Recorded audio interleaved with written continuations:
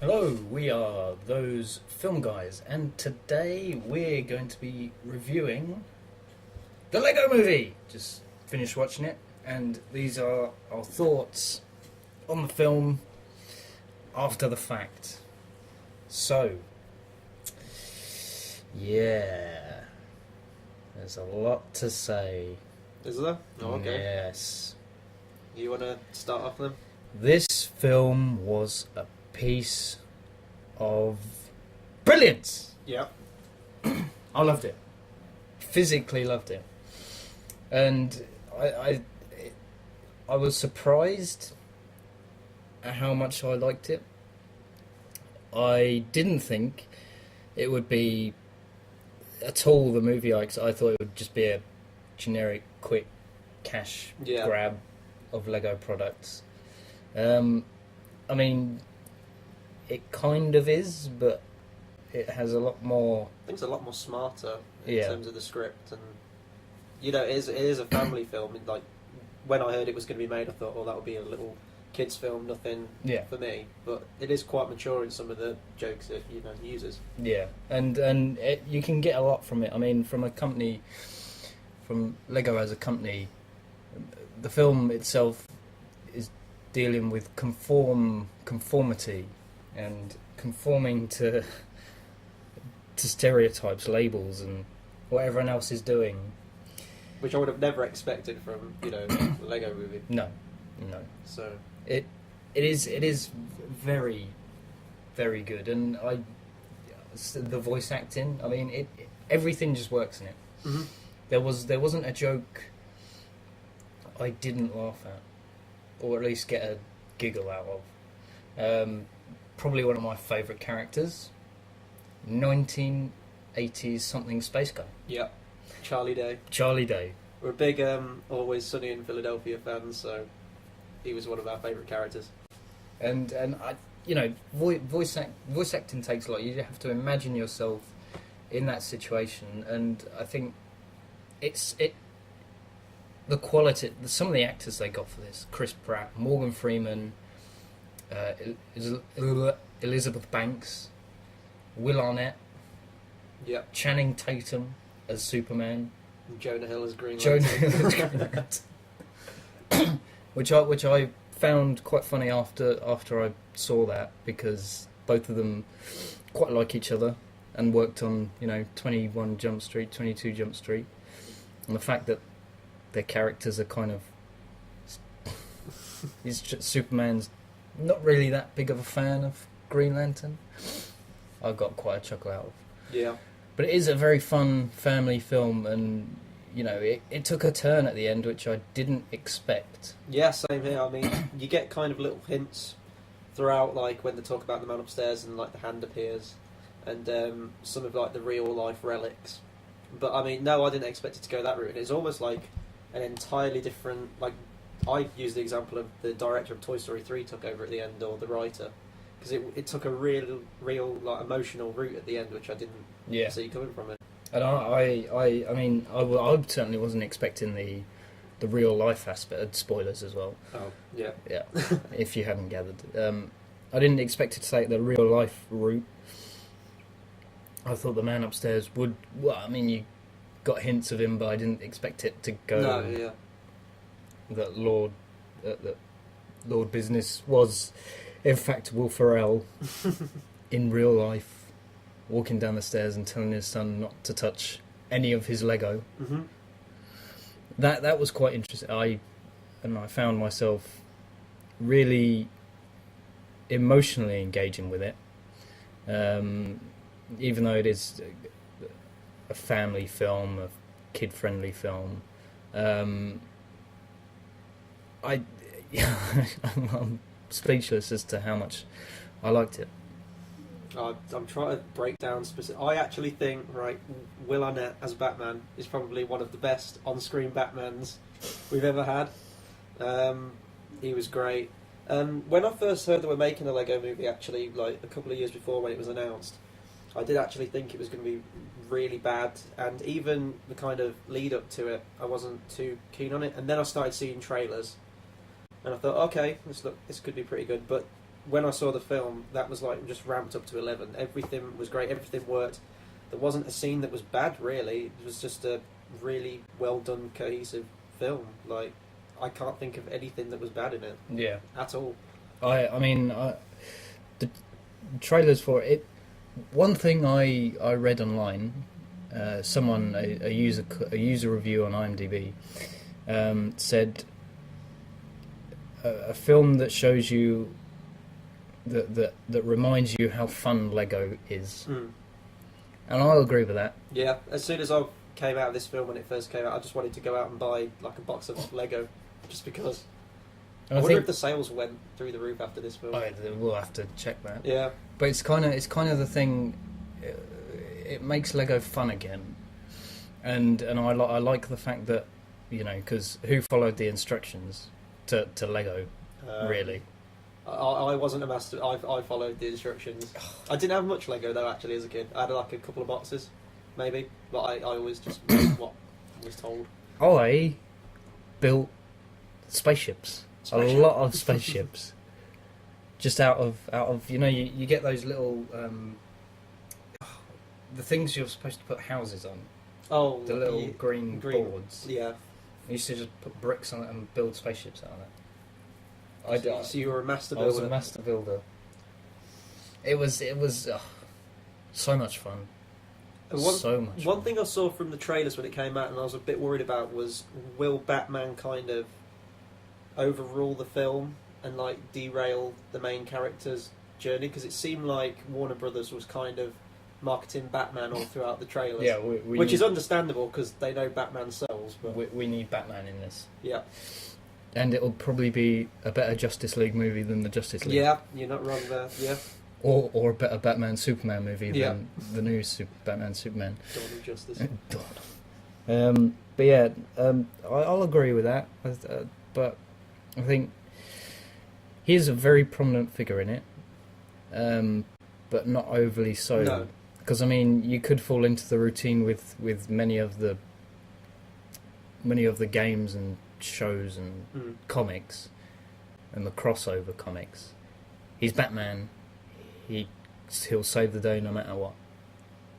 And it's like, well, no, he's just a guy. He can't think of every solution to every problem, even though he is a master builder. It was a really good team-up movie as well. Like, every member of the team was enjoyable in their own way, like Princess Unikitty and Metalbeard. I did think when I first saw Unikitty, I did kind of think, oh, is this going to be like a Jar Jar Binks? Yeah, really annoying. Really irritating, but she get that it gets dark. Oh, when the home's destroyed. In the middle, yeah. Her home's destroyed and she's trying to bury her emotions down, and it's just like, ooh, trauma. So what about the bit where like President Business like forces Bad Cop to freeze his parents? Oh yeah, it's dark.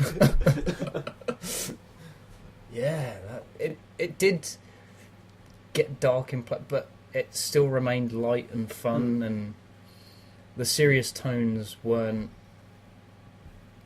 cast aside for jokes. No, they kind of like threw in little jokes in between just to kind of like, you know, soften the blow of Princess Unikitty's home being just razed to the ground. I do think that they all must have had a massive blast voice recording this. Oh yeah, I'd love to. We've seen a couple of behind the scenes things, but I'd like to see a proper. Hopefully on the Blu-ray, we'll get some decent behind the scenes stuff of them in the recording studio. Yeah, Liam Neeson was a surprise to me because he has a very monotone voice, gruff, yeah, and kind of kind of boring. I don't suppose boring is the right word, but monotone, not really lively. But in this, he really changes that perception with Good Cop. Yeah. And I think just everything about this is a great film. I would honestly recommend this to anybody. I've said before, and I don't know if I'm being a bit, hyperbolic here, I would say that this movie is this generation's Toy Story. Now, obviously, I don't enjoy this film as much as Toy Story, but that's, just nostalgia for me. But I think in terms of many of the other animated films that have come out in the past, this is probably the one that strikes the balance the most between, appealing to all ages and has that nostalgia aspect of toys, growing up. And they are doing a sequel, so if they get the right balance again, hopefully it won't be filled with sequelitis. I'm just wondering what direction they can go with it. I mean, obviously the end kind of, not sequel baits, but it ends with a place it can go to. But I'm just wondering, now that they've already established the live action element, how will you integrate that element again? Or will they just forgo that and just keep it set in the Lego universe? Or that's the question. And will it have the same kind of emotional resonance as well, like the ending? And I do hope it keeps to a good team up movie. Yeah. Because one of the problems, like you mentioned Toy Story, one of the many problems I have with Toy Story 2, whilst a good film, is it's too Woody focused. Yeah. Way too Woody. And that there wasn't enough of everyone else. Which I hope they keep for the sequel, and I hope that they do, because it deserves a good sequel. Mm-hmm. It is a movie that does deserve a good sequel. If they make a third one, it deserves a good third one, if the second is good as well. Can we talk about the best scene of this movie? What's the Star Wars cameo. Yes. Billy D. Williams comes back for Lando, a little Star Wars cameo. Anthony Daniels as well as C-3PO. Yeah, and Anthony Daniels. I mean, he can come back for the Lego movie, but why can't he come back for Star Wars Episode 7? Mm-hmm. Well, Harrison Ford didn't come back for this, but he's back in the main film. Just, Billy D, I don't know whether it's because they haven't asked Billy D. They must have done, though, in terms of Star Wars Episode 7. I honestly don't know. Unless he's been written out of it. Watching this scene in Lego Movie makes me really just need Billy D back in Star Wars. Yeah. I need my Lando fix. Yeah. I got it with this, but I need more. More Lando. Mm-hmm. And I mean, it's got there's so much going on screen, so much background noise, and that's not a bad thing. But like, there's so much going. It doesn't detract from the main focus of the action. Like, you had the chase in the Wild West. Yeah. And there's so much going on in the background, but you still focused on the guys. You could still see what was happening, unlike many other films we know, Transformers. But I've seen this film I think this was like the 6th time I've seen it, and I was still noticing little nuances and subtleties in the background that I've never seen before. So it'd be fun, to eventually get this on Blu-ray and pause it and be able to see some of the other characters in the background that I perhaps missed. It looks, I mean, it's all CG, but it looks realistic. Yeah. It looks I love like how they did that. It really does. I'm astonished that they actually managed to make it look that real. When I first saw it, I actually thought it was stop motion when the film started up. Yeah. Because the attention to detail in this film, even if, like, say, something explodes in little tiny Lego pieces, and you can remember all of they are the actual Lego pieces from, that are on offer in the toy line. And it's just little things like the flame effects, they're the little plastic flames, and the water's still made of bricks. Because so often in the games, the backgrounds and everything are realistic, whereas it's just the characters and a couple of little props that are Lego. But here, everything is Lego, and if this film doesn't win Best Animated Film at the Oscars, I'm going to be very, very disappointed. I'd just like to imagine how, if we had a stop-motion Lego film, how insanely long that would take to make. Yeah. Well, we know how long it takes anyway for stop motion, but a Lego one. Especially with all the bits flying in the background and everything, and 1980s space guy. Yeah. Probably just because I love Charlie Day, is probably my favourite character. He did get one freak out moment. Yeah. Hopefully, the sequel we get more.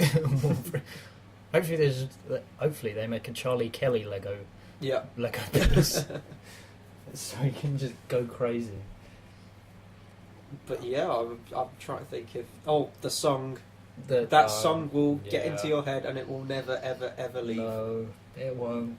It's probably the only bad thing about the film is that I'll have that stuck in my head for ages and ages until I'm probably dead. But even like then, the film was kind of bringing in elements of, like pop songs on, in our modern culture and how overplayed they are. Yeah. And that element of control and manipulation. And TV shows that are just on because like shows It's like brainwashing. Yeah, people, like making them ignore the problems that are actually around them. like Big Brother. Yeah. And other shows like that. The show in this is called Where Are My Pants? Which is awful. I don't know what this says about me, but I would probably watch that show. You're a conformist. Yeah, I'm a conformist. Yes. I mean, I like the fact that the main character is so conformist that nobody thinks he's like he's nobody. Yeah. If that makes any sense at all. And it is like the original Star Wars film. It is a hero's journey. Yep, it is. He meets the wise old wizard who teaches him the ways of the special And helps him find his destiny. and Yeah. helps him find his destiny, and then builds stuff. It is Star Wars. It is Star Wars. I swear to God, there's a Mass Effect reference in this as well, where he uncovers the piece of resistance and he gets that vision. Possibly. There are so many references. I'll have to go back and have a look. This is actually the first time I've seen this film. A lot to take in from. A lot to take in. And it's... I don't know what else... I loved it. Yeah, it's one of my... easily in my top 3 favourite films from this year so far. Obviously, we're only halfway through the year, so there's a lot more films to go. Oh, But God, yeah. certainly for animated films, I'm not sure what else is coming out this year. Maybe that new Disney film, Big Hero 6, but Lego What? movie. Yeah, there's this one, kind of like this kid builds a robot, this big kind of fat robot in armour. John Goodman. Raise the spectre of that again. But no, yeah, don't have a bad thing to say about this film. I was really pleasantly surprised. At first, when they started talking about there's a prophecy, I thought, Yeah, great, it's going to be another we one have of a these. prophecy. Yeah, another one of these prophecy films. Great. It's the go-to thing for sequels and things like that, like the prequels, Star Wars films. Oh, the prophecy. Well, why didn't Yoda mention a prophecy? Why didn't Obi-Wan mention a prophecy? But it's the story itself is very simple. It is very formulaic, but it's filled with great characters who are developed and have relationships and talk with each other. And when you have that in a film, you can have the most basic plot ever, but as long as it's filled with enjoyable characters and it's a good time with good laughs, then you can look past the basic plot. Yeah, and I must say, even though she is Lego, Elizabeth Banks Lego chick. Oh God, this is. I think this might be a good place to wrap it up. No, but they make the characters make you, and how they're voice acted, they make you feel like these are people. Yeah. People who can't see the bigger picture, apart from a select few, and it's what you can gather from this is the conformist culture that we live in now, which is primarily what the film is all about, which I think is a good way to get your message out in a film that everyone will go see, everyone will conform to, Yeah. and just go with it. It really is a very, very good film. I think I'd buy this on Blu-ray and watch the hell out of it. Yeah. Really would. Hey, what are your final thoughts, Chris? final thoughts. If you haven't seen this movie already, then I'm sorry if we've spoiled the whole thing for you. But definitely check it out. Don't be put off that you think, oh, great, it's just a kids' film. It's Lego. It is really fun. It's people of all ages will enjoy it. Yeah.